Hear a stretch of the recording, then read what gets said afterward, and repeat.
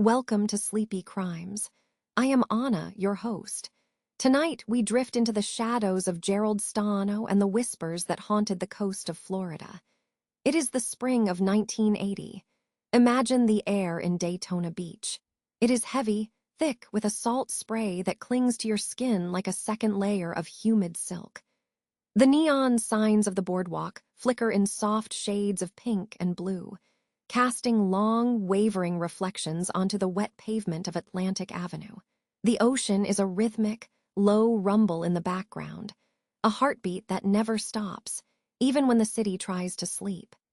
We are here to talk about a darkness that moved through these streets, a darkness that was first truly felt when the heat of the season began to rise and the tourists began to arrive in their thousands. Daytona in 1980 was a place of deep contradictions. During the day, the sand was white and dazzling, crowded with families and travelers seeking the simple warmth of the sun. But as evening fell, the atmosphere shifted into something more complex. The breeze carried the scent of coconut oil and exhaust fumes, a strange mixture of vacation dreams and the industrial reality of a city that never quite finishes its workday. The palm trees became dark silhouettes against a bruised purple sky, their fronds clattering together like dry bones whenever the salt wind picked up. In the distance, you could hear the faint, metallic clinking of the amusement park rides being shuttered for the night. This was the stage upon which a tragedy was about to unfold, a mystery that would eventually pull back the veil on a predator. The name Janelle Cruz began to circulate in hushed tones through the neighborhoods. She was 18 years old, a young woman whose life was woven into the very fabric of this coastal town. In the year 1980, her absence became a heavy, cold weight. Her disappearance was not a sudden explosion of noise, but a gradual, terrifying realization that she was simply gone. The initial investigation into her disappearance started with the smallest of details. A missed appointment, a bedroom that remained too tidy, a bicycle left leaning against a porch.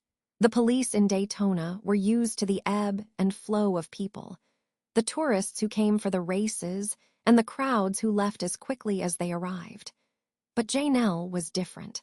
She was a daughter of the city, and her silence was deafening to those who loved her.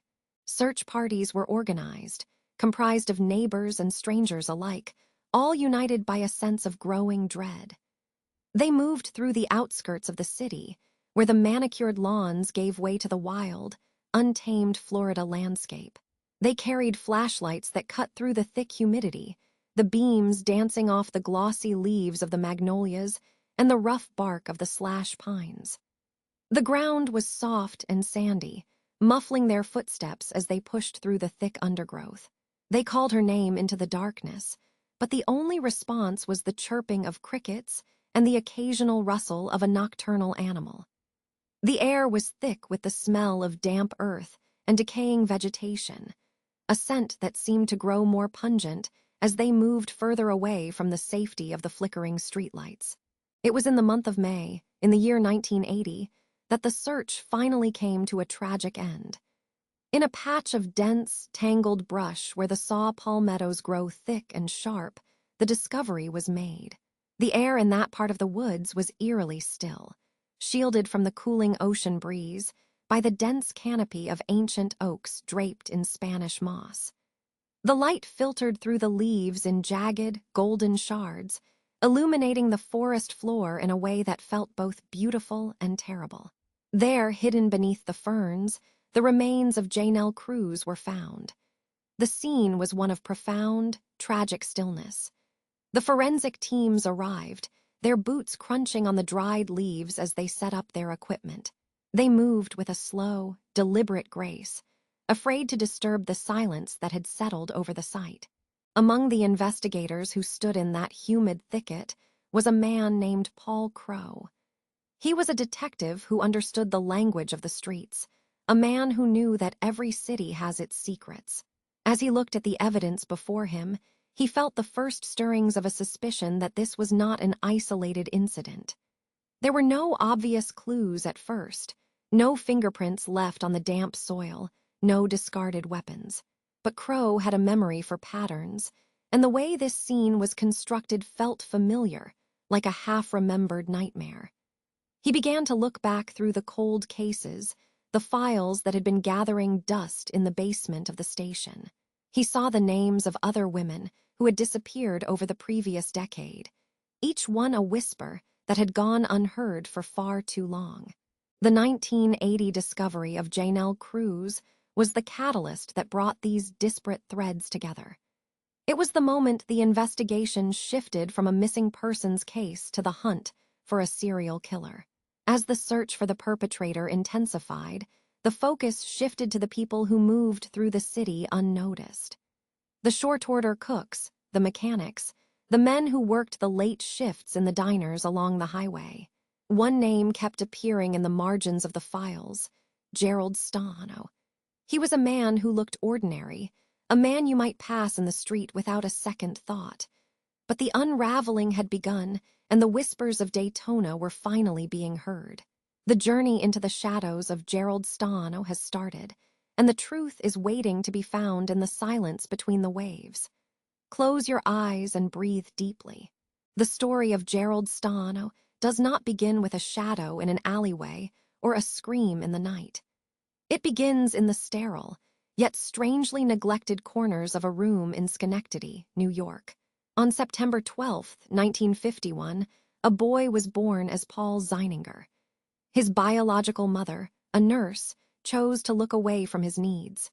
For the first 6 months of his life, the infant existed in a state of profound, harrowing isolation.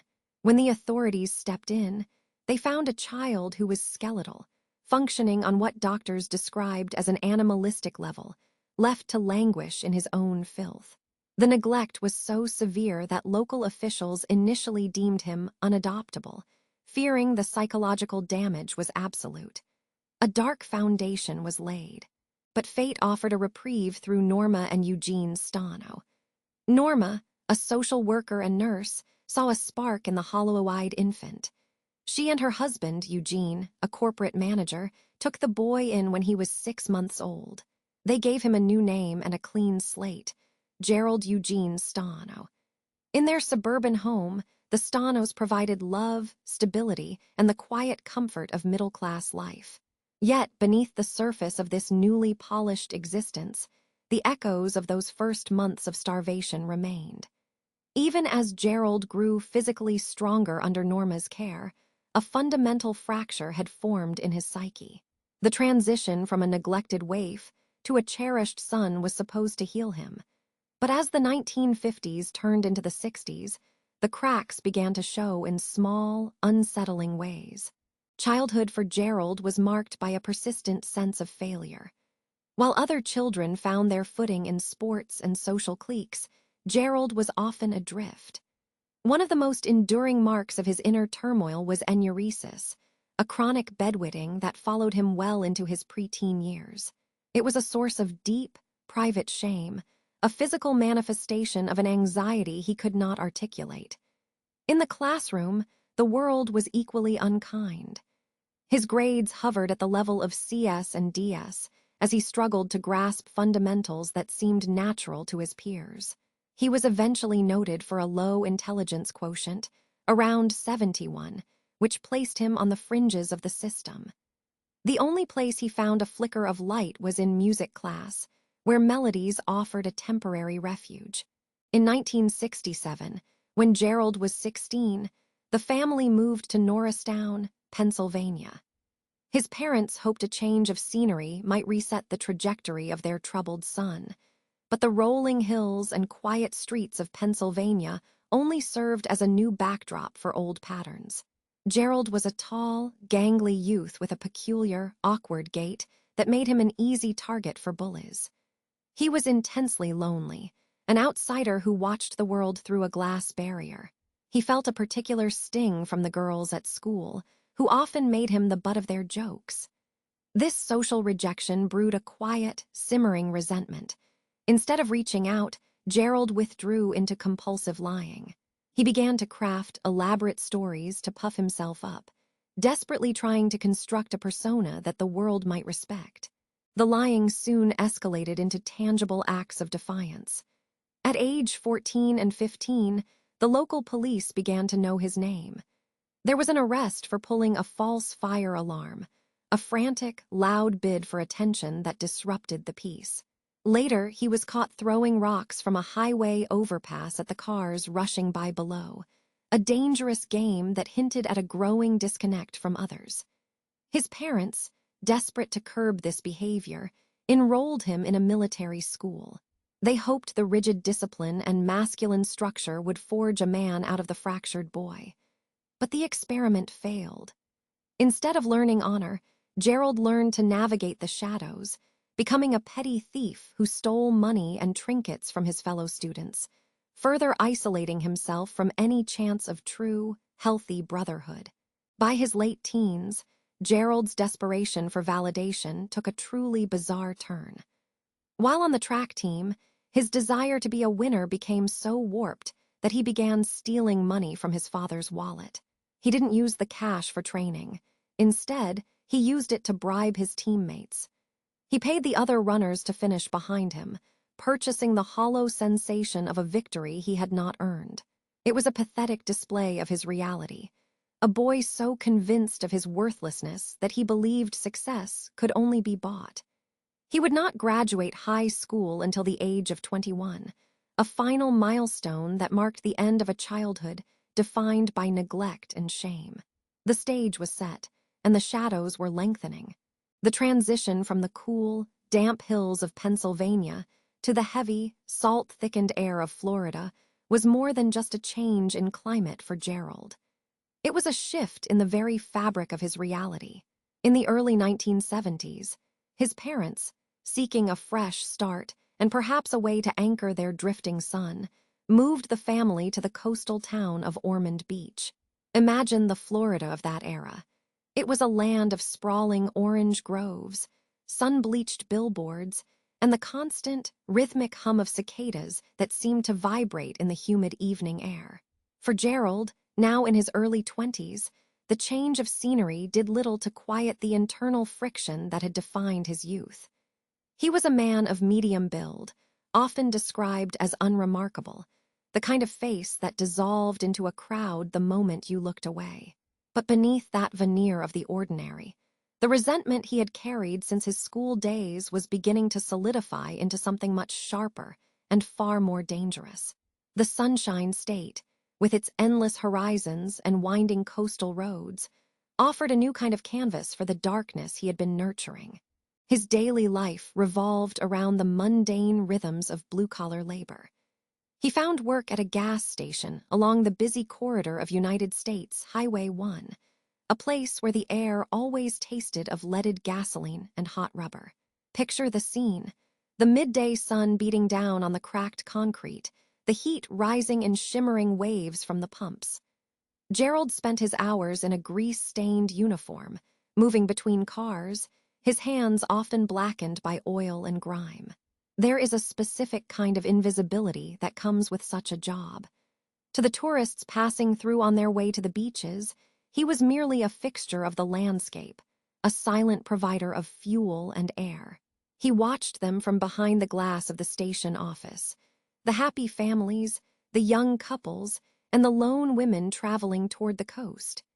He listened to the chime of the driveway bell, a sound that marked the arrival of every new potential target. It was during these long, repetitive shifts that his gaze began to linger a little too long on the hitchhikers and the runaways who frequented the roadside, those who seemed as untethered from the world as he felt. The asphalt itself began to take on a life of its own in Gerald's mind. To most, the highway is a means to an end, a path from one point to another. But for the man who would become known as the asphalt hunter, the road was a sanctuary. It was the only place where he felt a sense of true agency. In the evenings, after his shift ended and the orange glow of the sunset faded into a bruised purple, he would climb into his car, often a small, unassuming vehicle like his red Gremlin, and simply drive. He favored the long, lonely stretches of Interstate 95 and the winding backroads that cut through the thick Florida scrubland. The interior of the car was his private kingdom. The dashboard lights cast a soft, green glow over his features, and the steady vibration of the engine through the steering wheel seemed to sync with his own pulse. Out there, away from the watchful eyes of his parents and the judgment of a society that had always found him wanting, he was the master of his domain. He wasn't the slow student or the boy who had to pay his peers to let him win a race. He was a predator, navigating a landscape of shadows and speed.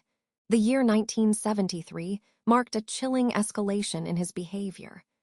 The fantasies that had occupied his mind for years began to demand a physical outlet. It started with a restlessness that no amount of driving could soothe. He began to venture further from home, testing the boundaries of his geographic comfort zone. In March of that year, the quiet atmosphere of Gainesville was shattered when the bodies of two young women, Janine Marie Ligatino, aged 19, and Anne Eugenia Arsenault, aged 17, were discovered in a vacant lot. They had been stabbed, their lives extinguished in a sudden burst of violence that left the community reeling. For Gerald, this was a terrifying realization of power. He had discovered that the road provided not just a way to escape, but a way to choose. He looked for the vulnerable, the ones standing on the shoulder of the highway with their thumbs turned out, or those walking alone near the neon-lit motels that lined the strip.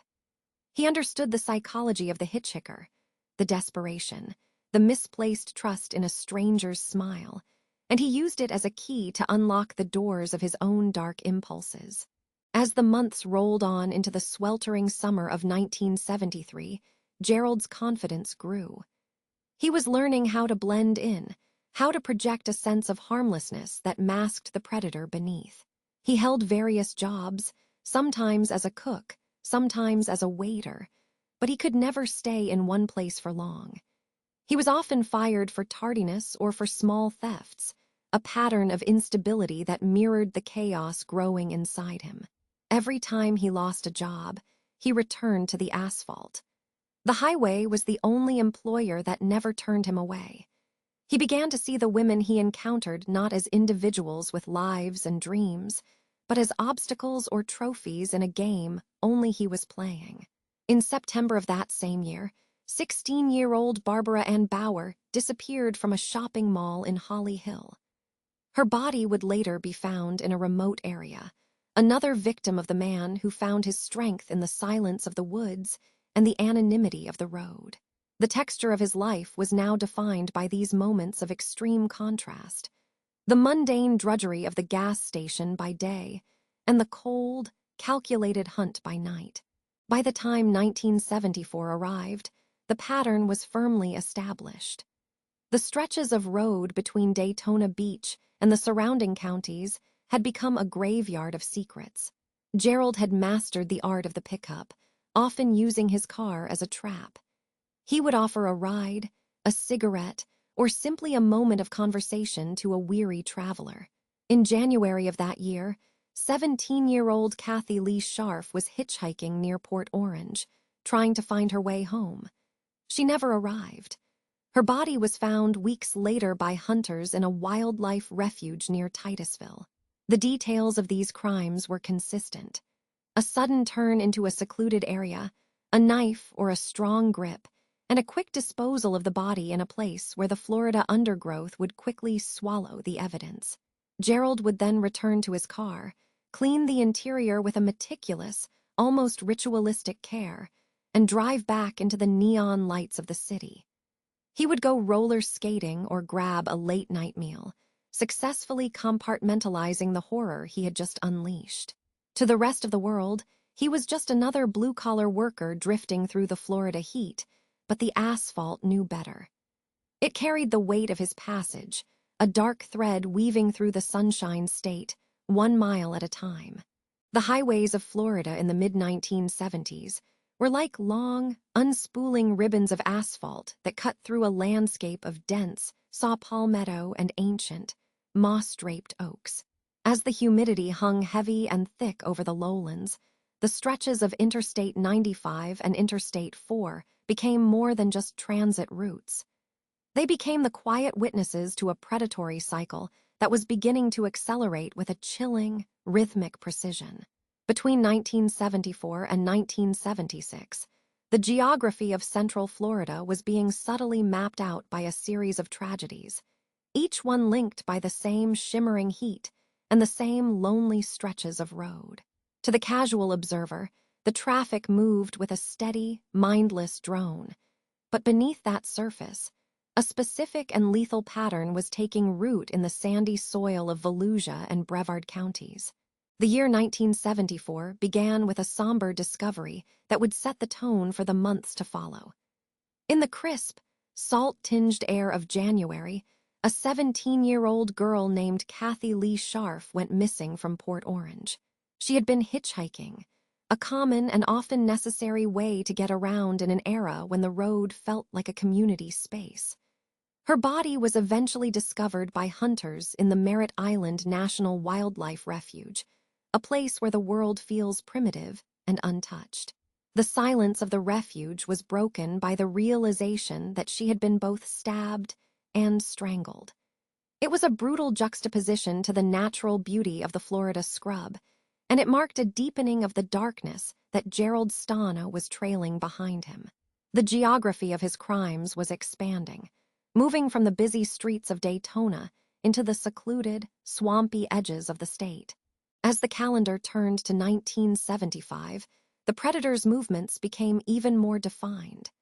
In early January, 24-year-old Nancy Jean Hurd was seen for the last time while hitchhiking along Atlantic Avenue.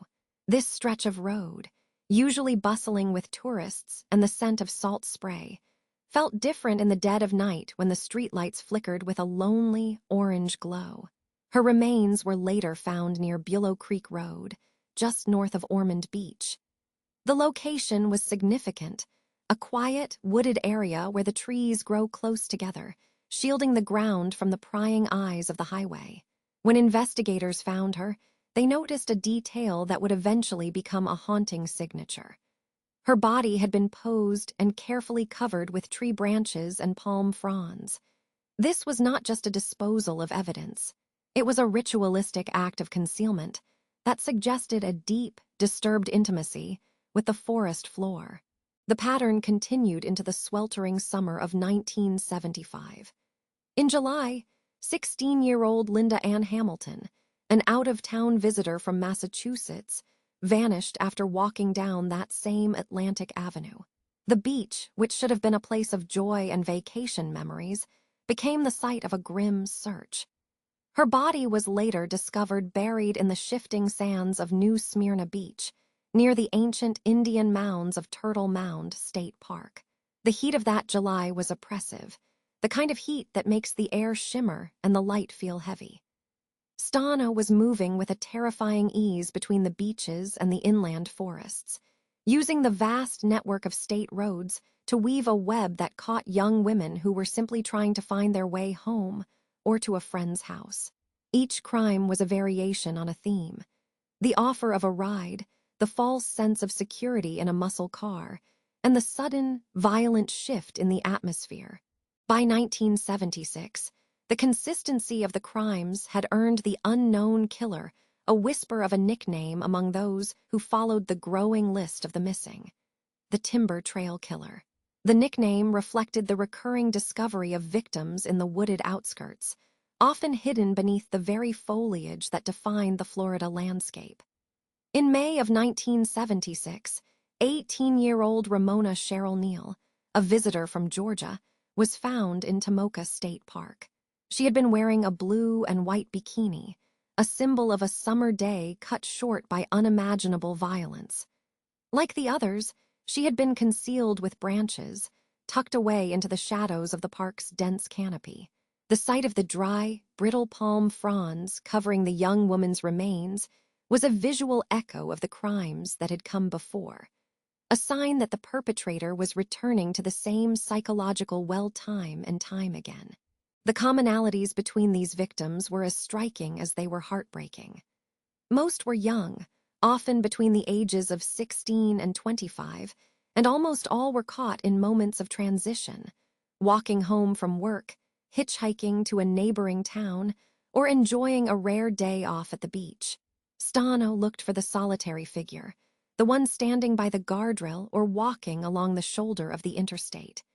He utilized the power and the allure of his vehicles, often described as bright, well-maintained cars that didn't immediately scream danger. He would pull over, the engine idling with a low, rhythmic thrum, and offer a way out of the heat or the long walk ahead. In that moment of decision, as the passenger door swung open, the geography of the interstate became a trap from which there was no easy escape. The distance between these dump sites, from the wildlife refuges of Titusville to the state parks of Ormond Beach, created a vast, triangular hunting ground that kept local law enforcement agencies working in silos. In the mid-70s, the lack of centralized digital databases meant that a body found in one county might not be immediately linked to a disappearance in another. Stano exploited this fragmentation, moving across county lines with the same ease that he shifted gears on the highway. He was a ghost on the interstate, a man who belonged to the road, and who understood that the sheer volume of travelers made him invisible. As we look back at these 3 years, the scale of the tragedy is found not just in the numbers, but in the repeated silence of the Florida woods and the lingering scent of pine and salt that accompanied every discovery. The patterns were there, etched into the map of the Sunshine State, waiting for someone to finally connect the dots. The Florida scrub is a deceptive landscape. To a traveler passing through on the interstate, it looks like an endless, monotonous wall of green and brown. But step off the pavement, and you find a world of silence, where the air is heavy with the scent of damp pine needles and the salt of the Atlantic. In the mid-1970s, this wilderness was a vast, quiet graveyard. The land here does not just hold secrets, it consumes them.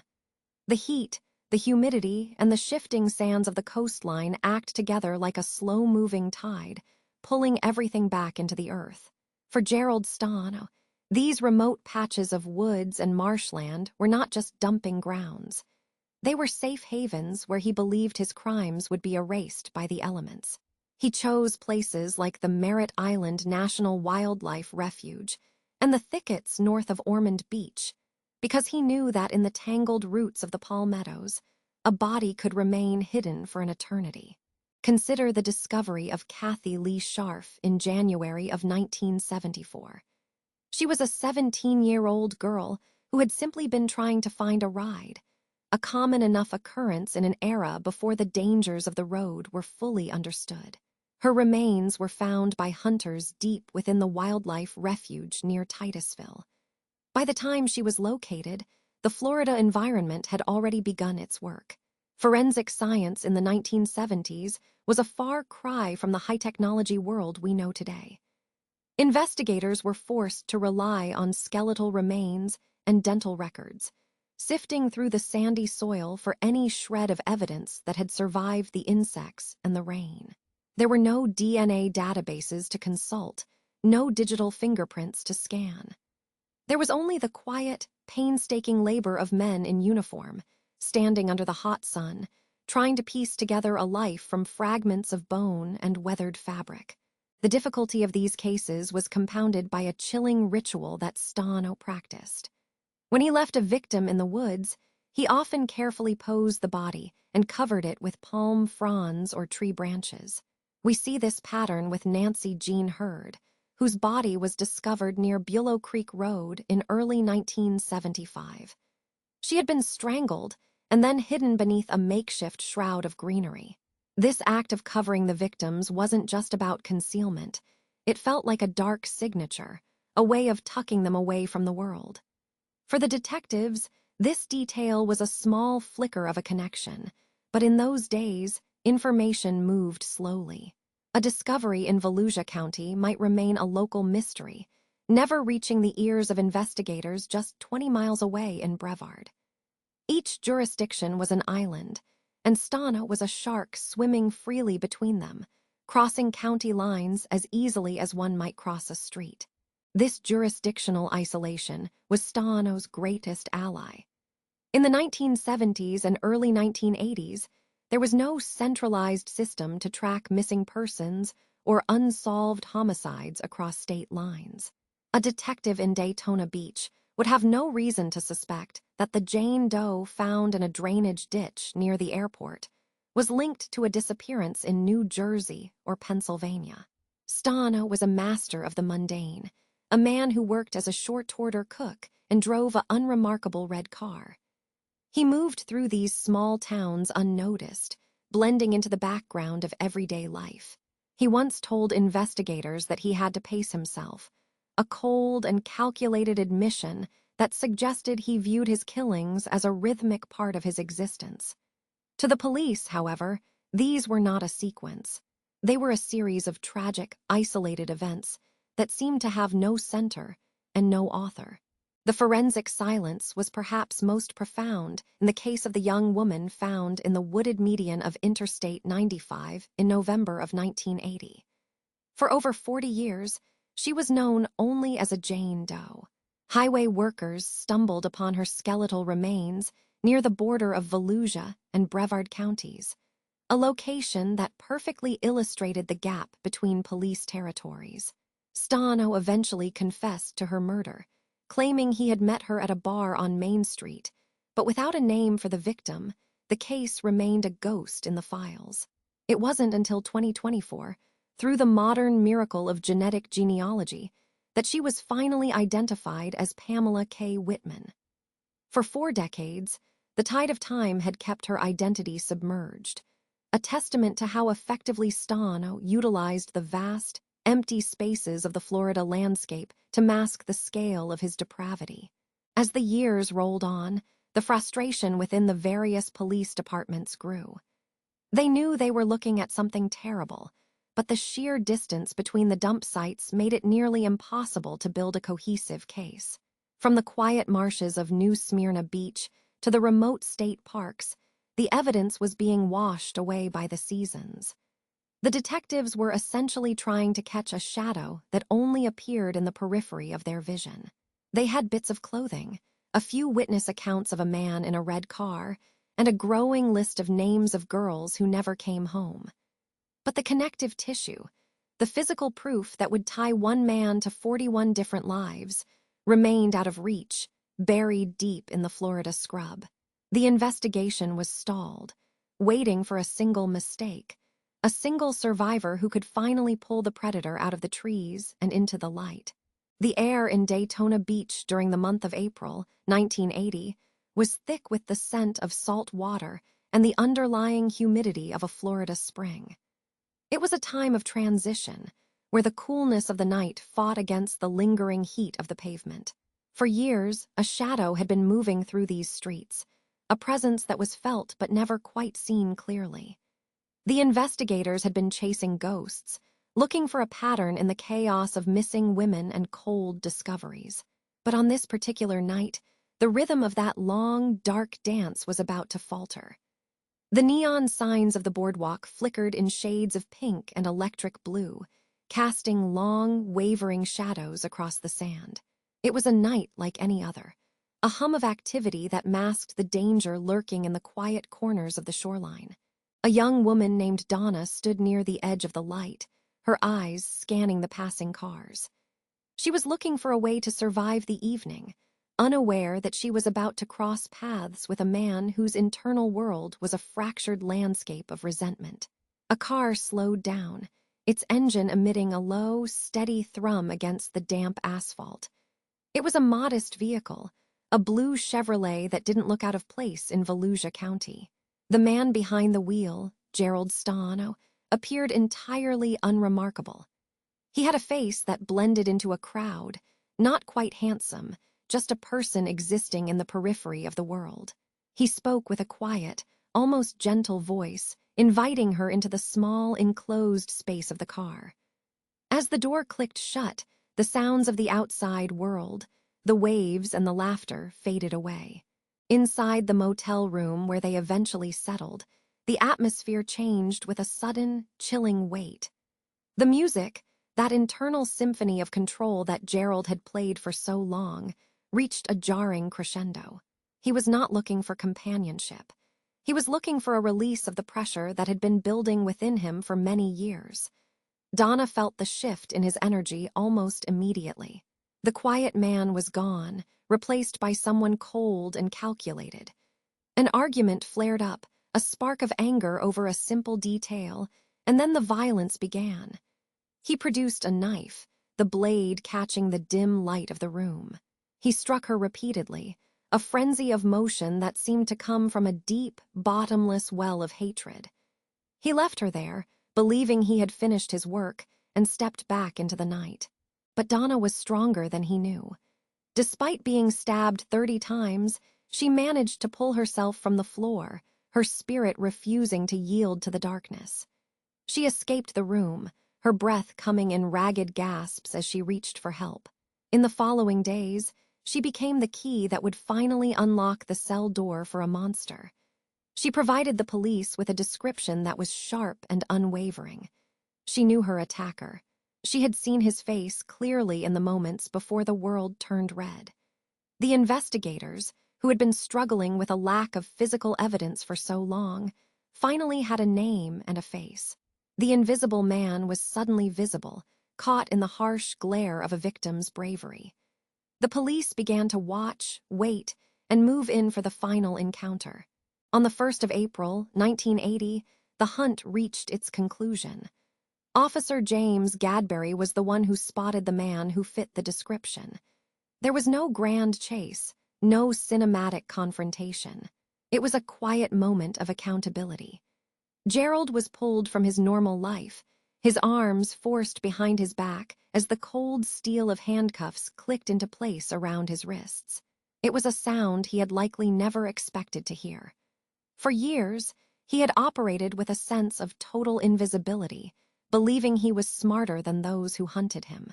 Now he was pressed against the hood of a police cruiser, the metal cool against his skin, as the red and blue lights bathed the street in a rhythmic, artificial glow.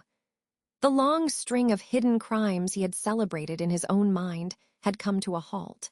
He was taken to the precinct, a building that smelled of industrial floor wax and stale coffee. He sat in a small interview room, the walls painted a bland, institutional beige under the hum of fluorescent lights. To the officers who brought him in, he seemed like a petty criminal, a man who had lost his temper and attacked a woman.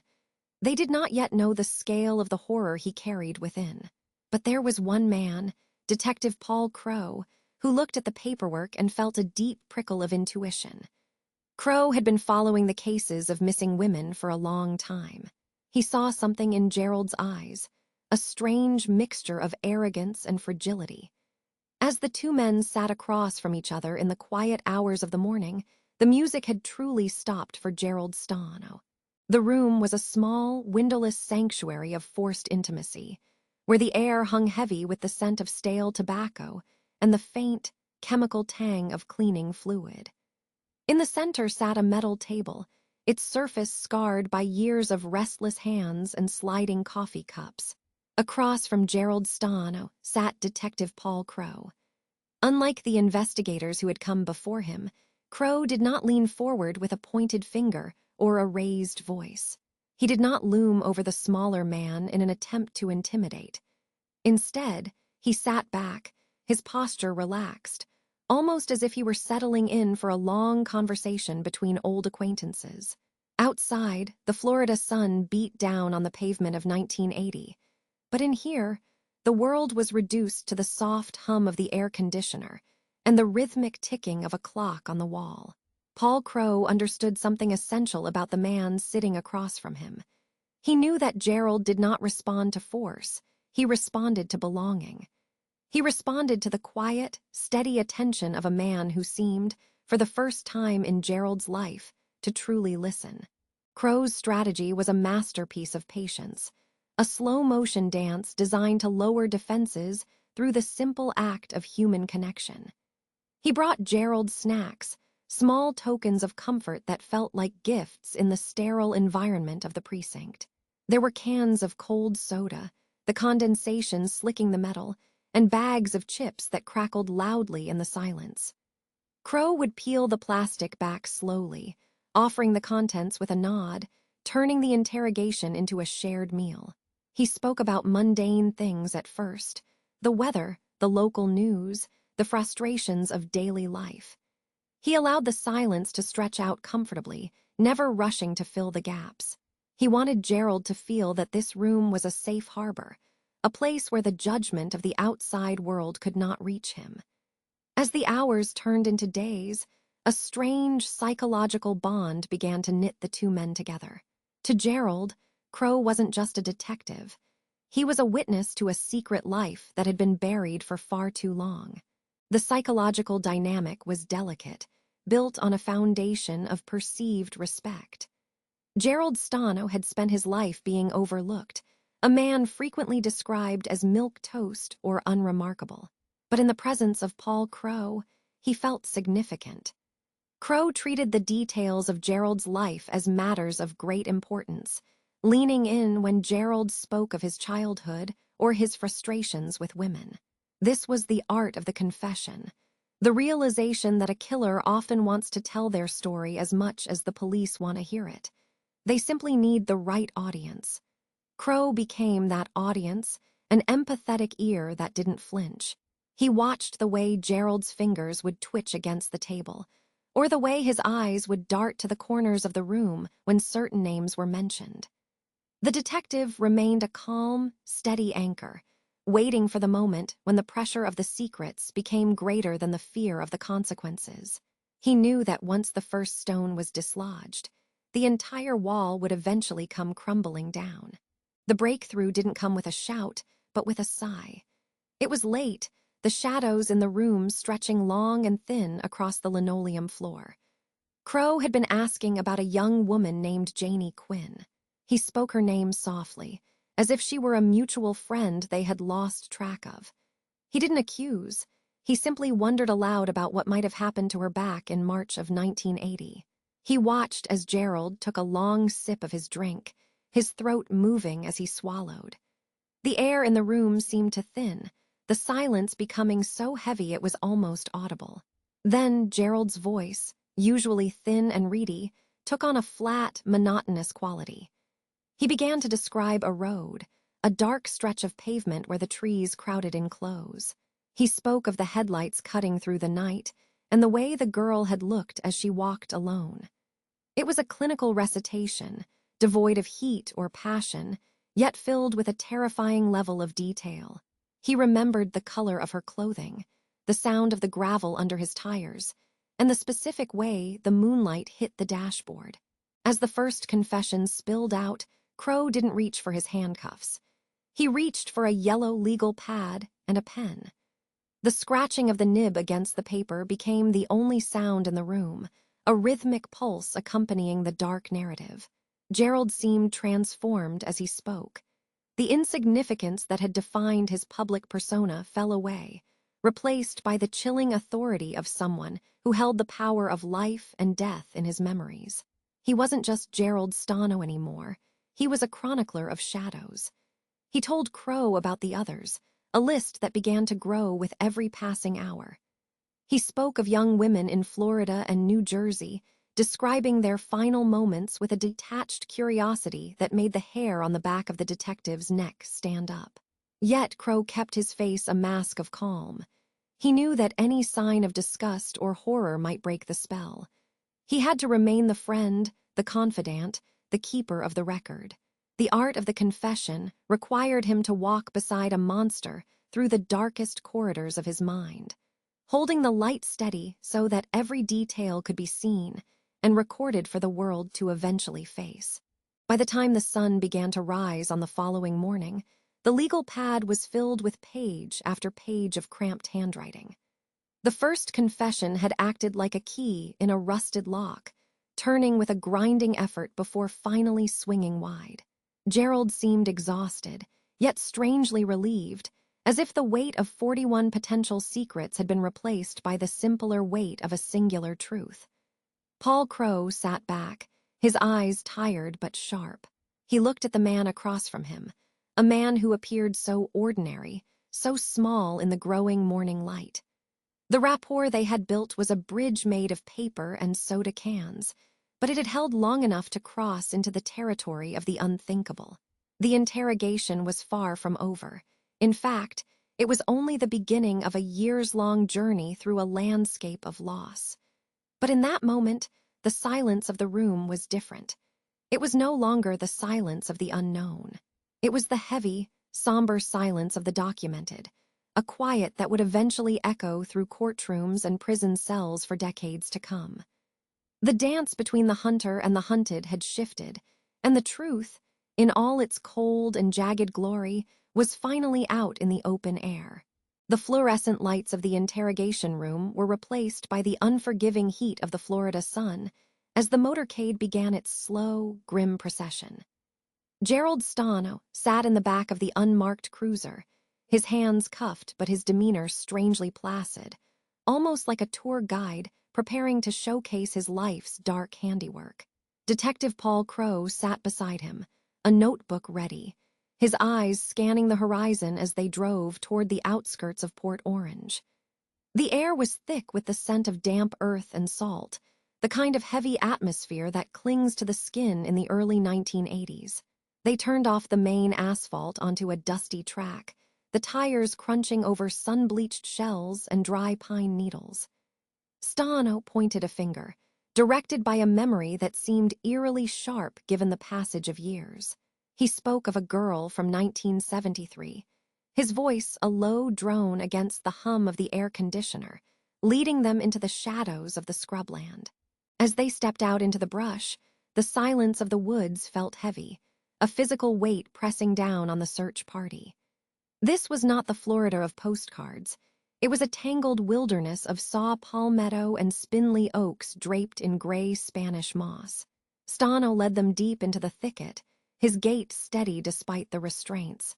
He stopped near a cluster of cypress knees where the ground dipped into a shallow, murky hollow. He described the exact position, the way the light had filtered through the canopy on that night so many years ago.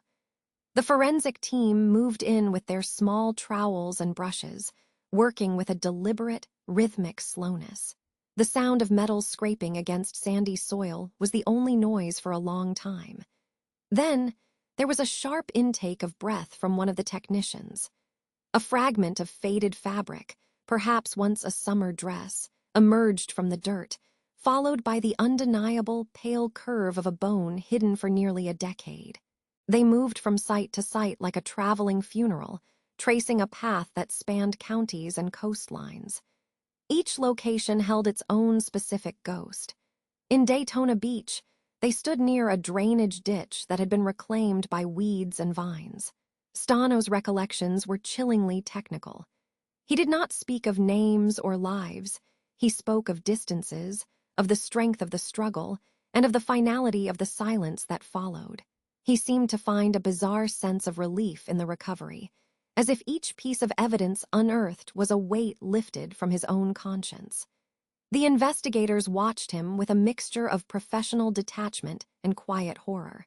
To them, these were victims, daughters and sisters whose families had spent years in a purgatory of the unknown. To Stano, they were milestones on a map he had drawn in blood, and he took a dark pride in being the only one who could navigate it. The journey eventually extended far beyond the borders of the Sunshine State, following the trail of Stano's wandering years. The heat of Florida gave way to the crisp, damp air of Pennsylvania. The landscape shifted from sandy flats to rolling hills and dense, deciduous forests. Near the town of Norristown, the air smelled of wet leaves and rotting timber. Stano stood on a high ridge, looking down into a ravine where the shadows pooled even at midday. He recounted a night in 1974, describing the cold bite of the wind as he navigated the steep slope. The search here was harder. The change of seasons had buried the past under layers of leaf mulch and silt. Yet, with his guidance, the team located a rusted piece of jewelry and further remains, confirming that his trail of destruction was as wide as the states he had traveled. He spoke of 6 women in these hills, his memory unfailing as he pointed to the exact spots where the earth had been disturbed long ago. Returning to Florida, the motorcade followed the long, straight ribbon of Interstate 95. Stano directed them to the wooded median strips, areas that thousands of commuters passed every single day without a second thought. Here, the ground was a mixture of gravel and tough weeds. He pointed to a stretch north of the county line, recalling a meeting at a bar on Main Street in 1978. As the investigators dug into the median, the roar of passing traffic provided a jarring soundtrack to the discovery of skeletal remains. It was here that they found evidence of his method, noting how he had used palm fronds and fallen branches to mask his work, a signature of the man the press was beginning to call the Timber Trail Killer. The precision with which he remembered these discarded lives was more unsettling than the crimes themselves, as he could recall the weather and the clothes they wore while forgetting the names of those he had destroyed. The process of recovery was an exercise in extreme patience and precision. Each bone fragment was cataloged, each scrap of clothing placed in a sterile bag, documenting the physical reality of Stano's confessions. The detectives noted the way the killer's eyes would sometimes glaze over, lost in a reverie of the past, only to snap back to the present with a cold, analytical focus. They spent weeks in the field, their boots caked in mud, and their minds weary from the sheer volume of loss they were witnessing.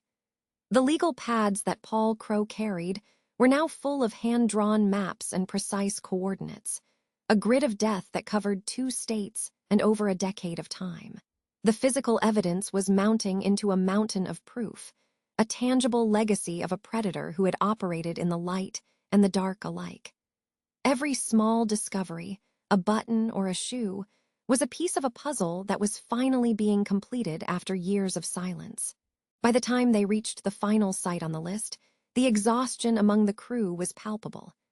They were standing in a quiet clearing where the pines grew tall and straight, blocking out most of the midday sun.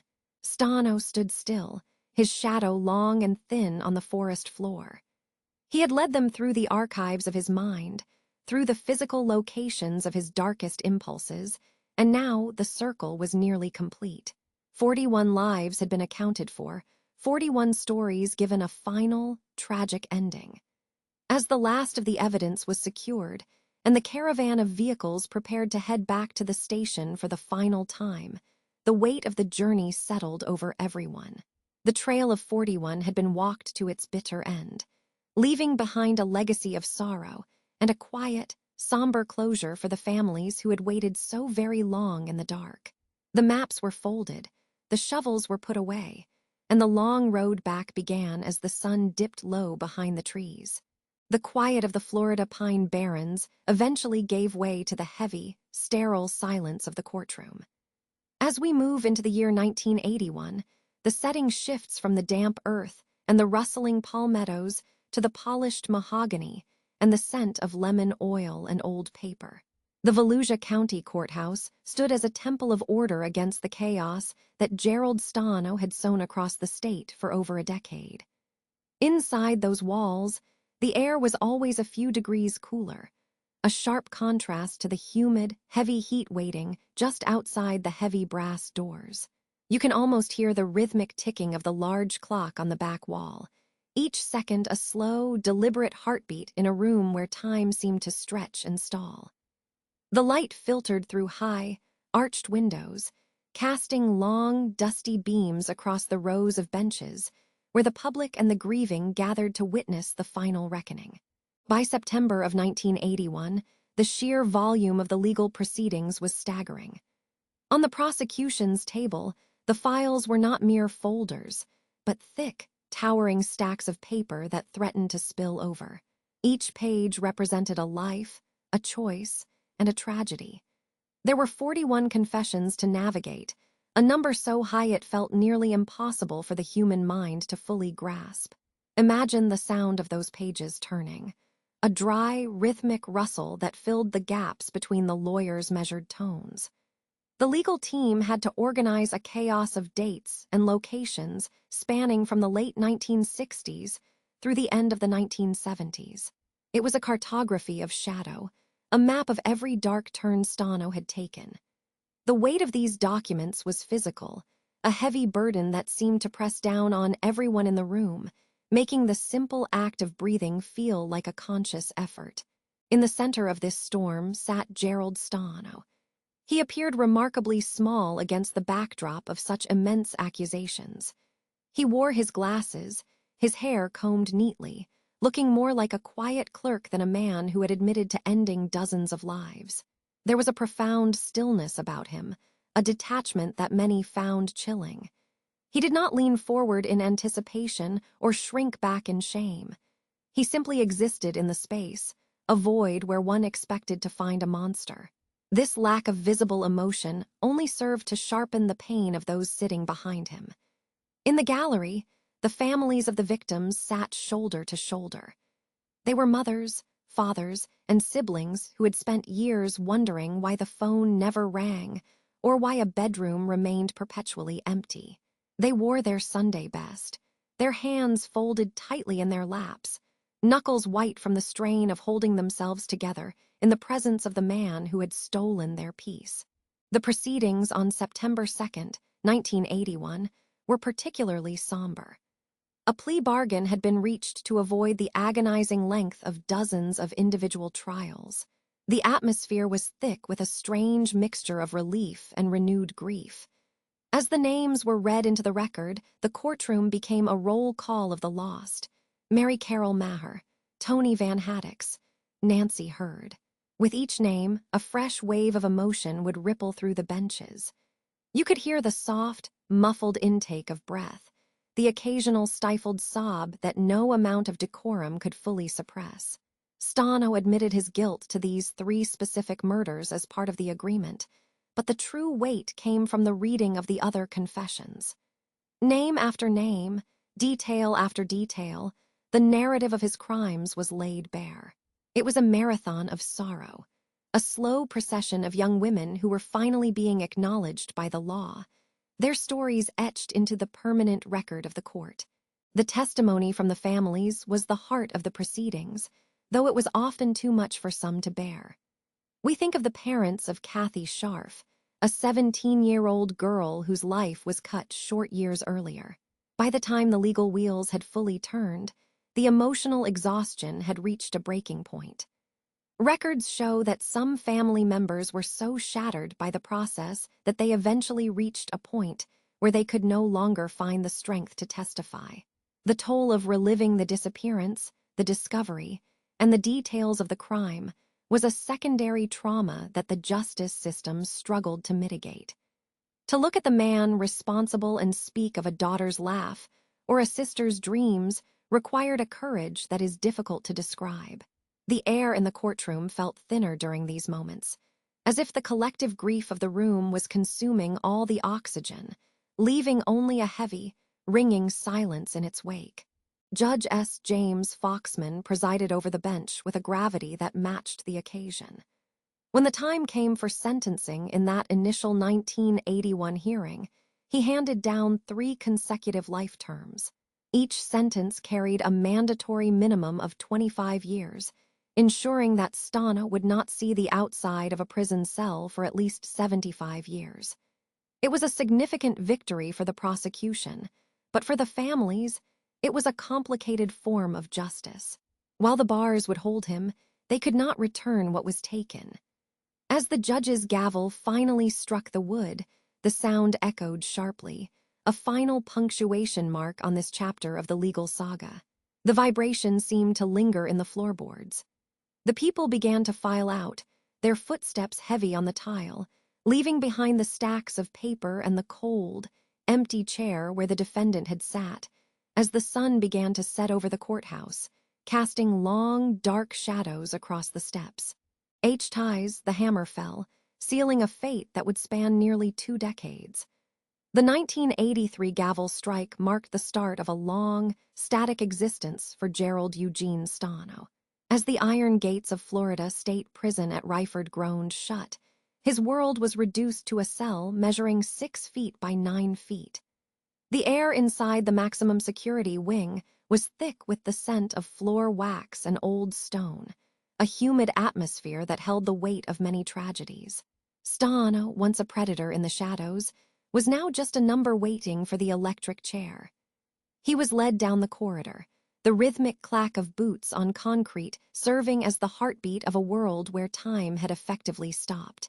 In those first weeks, the reality of 18 years of confinement was impossible to grasp. He was surrounded by the quiet hum of industrial fans and the low, muffled conversations of men who knew they would never walk free. Inside the walls of Ryford, Stano became a strange paradox. To the guards, he was a model inmate, quiet, compliant, and almost disturbingly polite. He did not participate in the frantic energy or violent outbursts of the row. Instead, he retreated into a psychological shell, trading his violent impulses for a life of meticulous routine. However, this outward calm masked a deeply fractured psyche. Psychologists noted that Stano was a serial confessor, a man whose need for attention blurred the lines between his actual crimes and the fabrications he offered to detectives. In his cell, he spent hours poring over legal documents, his mind a mix of genuine guilt and a narcissistic desire to be remembered. He was haunted by the need to be seen as significant, a trait that defined his long stay. This need for validation led to a constant stream of new confessions, designed to keep the spotlight on him. Stano's neighbors included Theodore Bundy, who viewed him with cold disdain, calling him a bird brain. Bundy mocked Stano's lack of sophistication and his clumsy attempts at charm. Being near a celebrity killer was a point of obsession for Stano, who watched Bundy navigate the media with a level of skill he could never replicate. Their interactions were brief and one-sided. A psychological hierarchy played out across the narrow walkway of the death house. While Bundy fought his battles with intensity, Stano remained in the shadows, a lesser star in a dark constellation. Bundy's execution in 1989 left Stano as a senior resident, watching the world change through a reinforced window. He became a fixture of the wing, a man who saw the faces of the guards age as the years slowly passed. He watched the light move across the floor of his cell, measuring out his life in dusty square patterns. The legal battle to keep Stano alive spanned nearly 2 decades. His appeals were based on the very nature of his confessions. His defense team argued that Stano was a pathological liar manipulated by Detective Paul Crowe into admitting to crimes he did not commit. One of the most contentious cases was that of Kathy Scharf, whose death in 1974 had been a cornerstone of his sentence. The discovery of hair evidence that did not match Stano, combined with shifting testimonies, created a legal quagmire that delayed his execution for years. Every time a death warrant was signed, a new wave of appeals would wash through the courts, questioning the reliability of a man who seemed to want credit for every unsolved murder. These delays were agonizing for the families, forced to relive their trauma. For Stano, each legal victory was a temporary reprieve, a few more months of breathing the recycled air. In the 1990s, the electric chair, nicknamed Old Sparky, became a source of legal delay due to horrific malfunctions. In 1990, the execution of Jesse Tafero went wrong, followed by the gruesome death of Pedro Medina in 1997, where flames erupted during the process. These events provided Stano with a significant legal lifeline. His lawyers argued that electrocution was a form of cruel and unusual punishment. For over a year, all executions in Florida were halted as the courts debated the constitutionality of the method. Stano sat in his cell during this hiatus, a man living on borrowed time. He saw the seasons change through the prison yard 18 times over. His hair grayed, his frame softened, and the predatory energy that had once driven him was replaced by a hollow, quiet resignation. He spent his time listening to the rhythmic ticking of the clock in the hallway. By the spring of 1998, the legal avenues reached their end. The Florida Supreme Court upheld the electric chair, and the governor moved forward. In his final days, Stano's psychological state shifted as he began claiming innocence, portraying himself as a victim of a corrupt system. This final transformation was a desperate attempt at control. Even as his last meal was planned, a steak, potato, and mint chocolate chip ice cream, he maintained a facade of calm. On one occasion, a stay was granted just 3 hours before he was scheduled to die, a moment of profound psychological whiplash.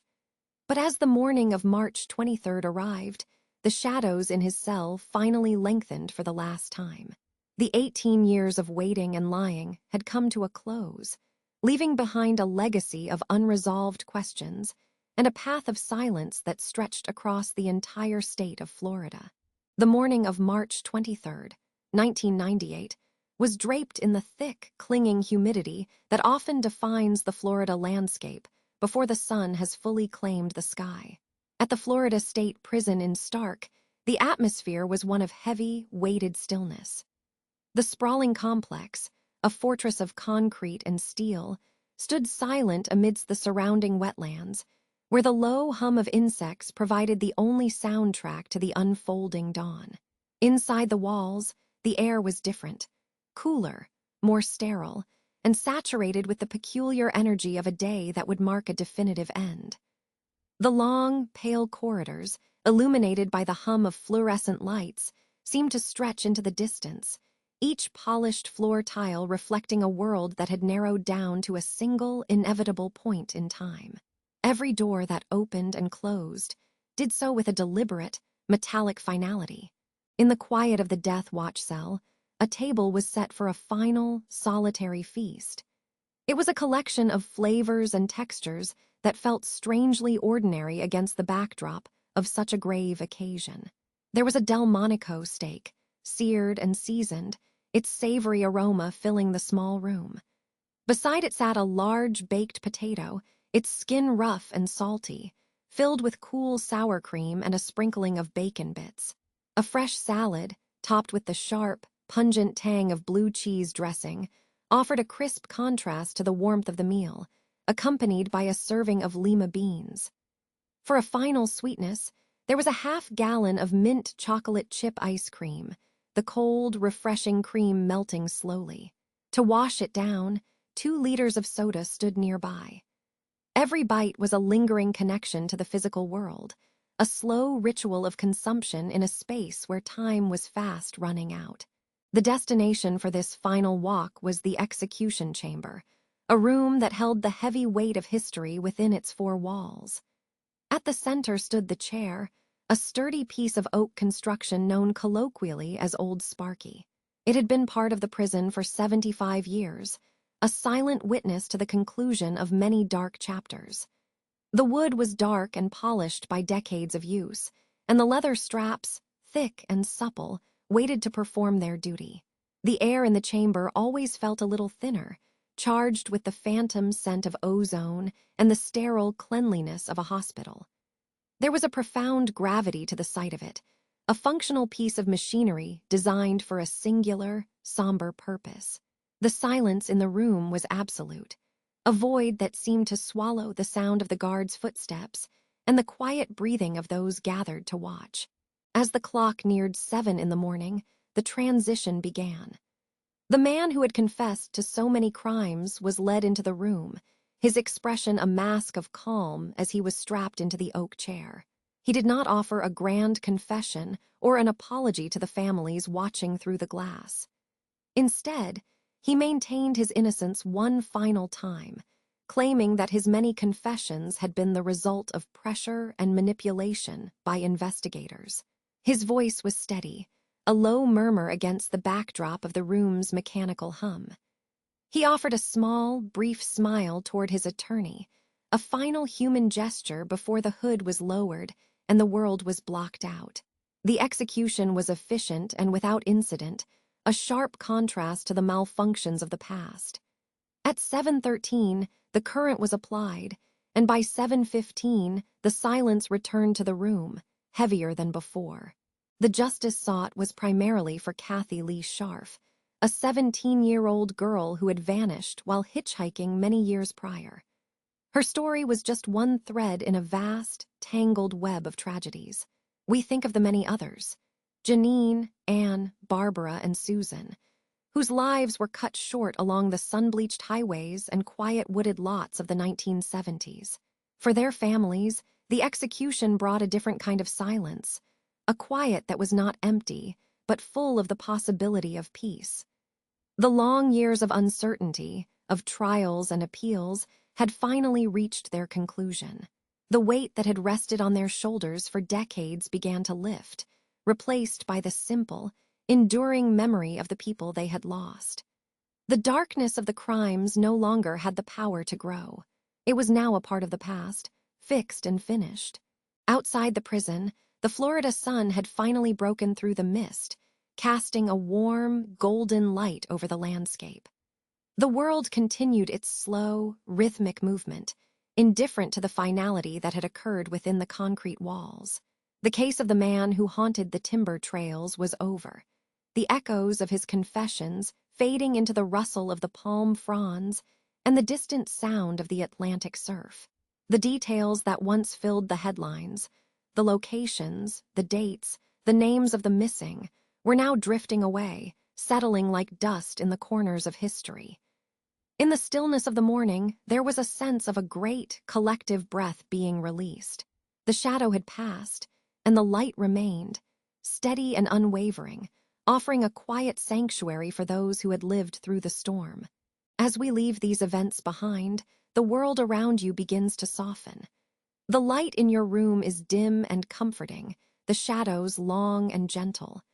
The narrative of the past has served its purpose, and now it is time to let it go. Each word is a step further away from the noise and toward the quiet center of your own rest. The air is cool and still, and you are surrounded by the safety of the present moment. Let the weight of the day dissolve into the darkness, leaving you light and unburdened as you prepare for a deep, restorative sleep. The case rests now. Let the details fade. You are safe. Close your eyes, breathe deeply, and have a good night. Sleep well.